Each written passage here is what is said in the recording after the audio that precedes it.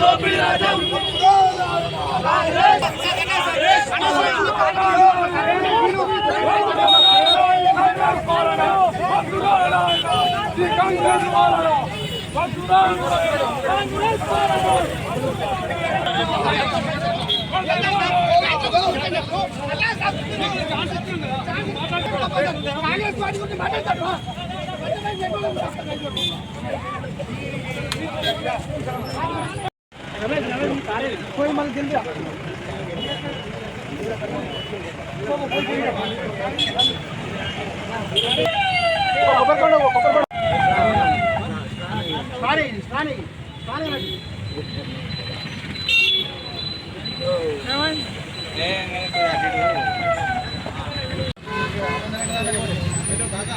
ఆనంద రెడ్డి దాంట్లో ఆరుగాలం కష్టపడి రైతులు పంట పండించి ధాన్యాన్ని అమ్ముకున్న పరిస్థితుల్లో ఇప్పటికీ 4 నెలల వ్యవధి అవుతుంది. రైతులకు ఇప్పటికీ ఖాతాల్లో డబ్బులు ఇప్పటి వరకు పడలేదు.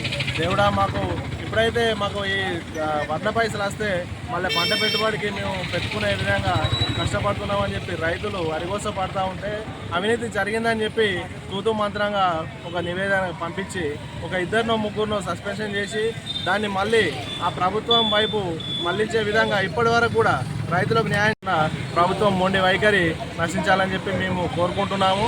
రైతుల పక్షాన ఈరోజు మేమంతా కలిసి బీజేపీ కార్యకర్తలం అంతా కలిసి నాయకులమంతా కలిసి రైతుల పక్షాన మేము ఇలా రాస్తారోకే వేస్తే అక్రమంగా అన్యాయంగా పోలీసులు జులుం చేసి మా యొక్క కార్యకర్తలను అరెస్ట్ చేయడం కూడా ఇది సరైన పద్ధతి కాదు.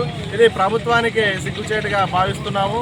ఎందుకంటే రైతుల పక్షాన మేము కొట్లాడుతుంటే కూడా వాళ్ళు చూసి చూడనట్టు వాళ్ళు అక్రమ అరెస్టులు చేసి లాఠీ చార్జీలు చేసి మా యొక్క కార్యకర్తలను అనగదొల్చే విషయంలో చాలా ముందుంటున్నారు.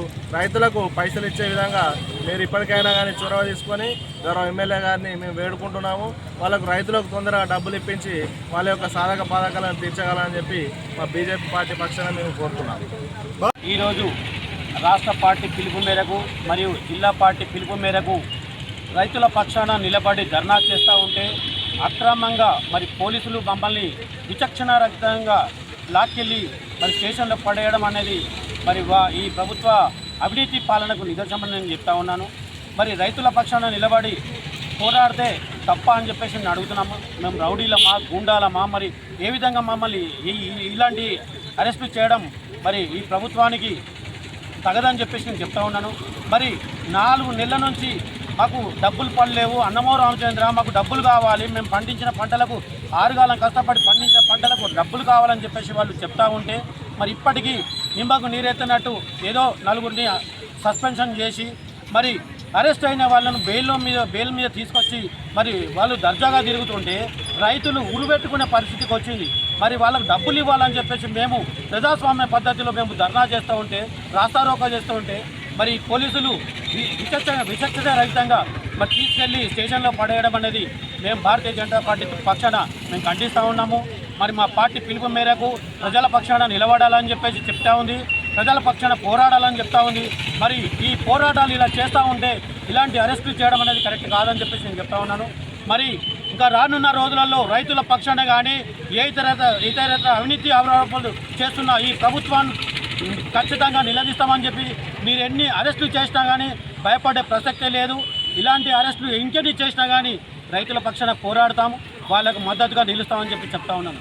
భారత్ మాతాకి.